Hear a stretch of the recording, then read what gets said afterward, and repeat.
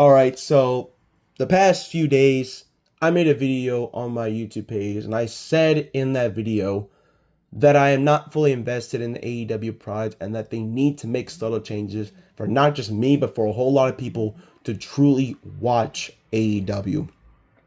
Because I generally find it funny when people continue to tell me that this is the product to watch, but then the ratings get worse and worse every single week. I generally question, are we truly going down the right path? Because people say that AEW is starting to recover, that's starting to now get to the ways that it was back in 2019, 2021, but the reality is, it's really not.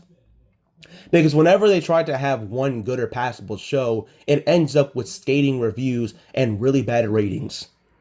Like how the 6th anniversary episode was one of the worst rated episodes they've had for AEW at 465 views, and that was their 6th anniversary, and that was just a terrible look for the company overall.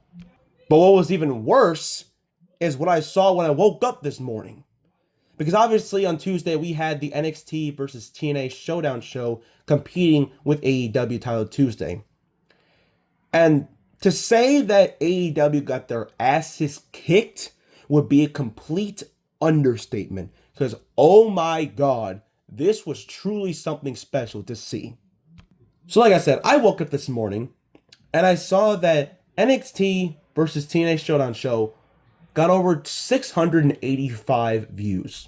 Hey, this is the editing DJ here. Correction, it was actually 625 views, but even then, it still didn't really matter as much because that's still bigger than what AEW got. Which, usually that would try and be something to scoff at, and it would usually be because NXT have gotten better ratings than that before. But for a competing show like NXT vs TNA, not bad. Especially with how NXT is being a developmental brand, they're not going to really hit the 1 million mark. And if they do, it's insanely rare and it's a special accomplishment for them. But you know what's even more embarrassing? The ratings that AEW Title Tuesday got. They got 321,000 views. That is the lowest viewed Dynamite ever.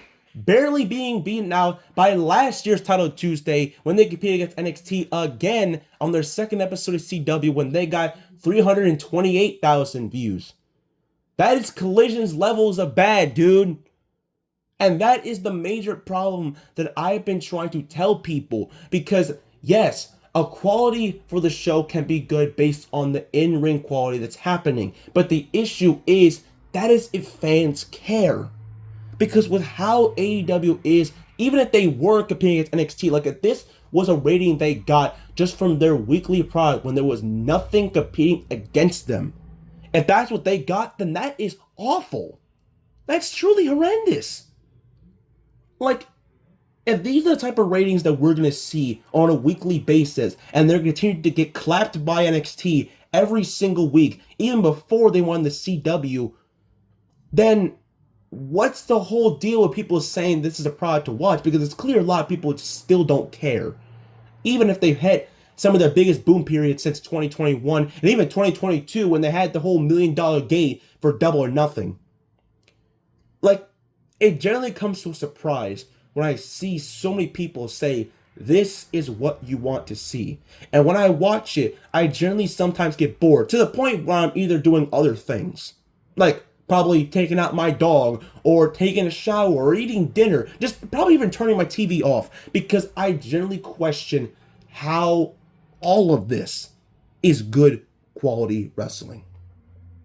And again, it's not to the detriment of people that are competing in AEW, because you have some fantastic wrestlers, but the issue is lack of storytelling.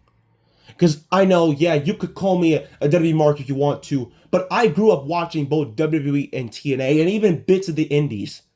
I'm such a storytelling type of guy. That's the reason why whenever you see me create things for DWE, I'm always so drawn in with make it to where the stories are investing for the people who are watching my product. And I just saw on YouTube Studios that I just reached 400,000 hours for my videos, and I appreciate you guys who watch my videos. I thank you so much for reaching that milestone. But what I'm not going to thank is AEW, because Majority of the time, when I'm watching both WWE and AEW, I'm more locked on to WWE because overall, they're the better quality wrestling when it comes to storytelling. That's what they succeed at, and AEW succeeds at wrestling. It's always been that way since the moment AEW was born. And again, I'm not a guy that's going to try and knock down some wrestling, because having good wrestling is always good. But having good storytelling is what you also need. And I'm not going to be that guy that says AEW doesn't know how to tell stories, because obviously they do. It's just, where are the stories right now besides Death Riders and Darby Allin? Where is that?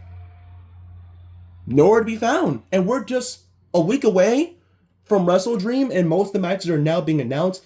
And besides maybe like a few, there's not really much when it comes to storytelling. Like, sure, the matches are going to be good. I know they will be. But majority of the time, when I'm sitting down watching these shows, I'm mostly kind of dead silent.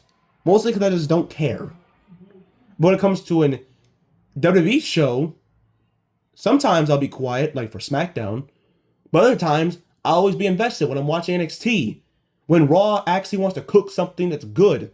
Or when pay-per-views actually deliver, unlike WrestlePalooza, when that pay-per-view was mediocre as shit. But, I want to say this. AEW does have a chance to turn around, because obviously they do. I'm not trying to knock them down and say that they never can recover from it, because of course they can. They've had the whole deal with CM Punk, and they've been able to try and catch up when it comes to quality. I'm not saying the quality is bad, because they definitely improved over the many missteps and the many misencounters they've had with the whole deal with CM Punk. But what I'm saying is, I still feel like they're still leaking on that one moment and still leeching on that one fact that without CM Punk, the quality kind of dives down. Because CM Punk, regardless if you hate him or you don't, was always a draw. He always has been, and he always will be. And even if you have guys like Swerve Strickland, Will Ospreay, and Kenny Omega being the faces of your product, when you have those members gone, how is the rest of the roster going to succeed? And I ain't going to say they ain't going to succeed when it comes to delivering good quality pay-per-views, because of course, like I said, AEW always knows how to do that. But sometimes they lack the credible star power like the three men that I just said. And when you don't have them, the quality kind of suffers a bit. And that's kind of been the same with the women's division. Because I feel like when another woman wins the Women's World Championship that's not named Toni Storm, the women's title and the person who's holding it kind of get devalued, like when Mariah May was champion. Because I felt like when she held the title, she tried her best to make herself look like a credible champion, but AEW didn't book her like a credible champion. Because all they did was just have her do a bunch of promos and have her compete on Collision, a show that like I said in the previous video, is barely watchable. So all it did was just hurt her even more. And again, I don't talk down to try and bury AEW, because that's not what this channel is about. That's not what I'm about. I'm not trying to speak negative things, because I really want this company to succeed. But if we're going to continue going down this path where the ratings are going to get worse and worse, regardless of their competing against other shows, then it's very clear that everyone needs to call out on Tony Khan and say that things need to change. Because even if you had guys like the Hardy Boys, if you got guys like Moose, Mike Santana, Leon Slater, The Inspiration, and many of the people from TNA competing against NXT, you still got to stack up the roster to make it to where you can have a good show. And while you definitely had the good in-ring quality matches, it still didn't deliver overall. Because it's very clear from the ratings that people didn't care.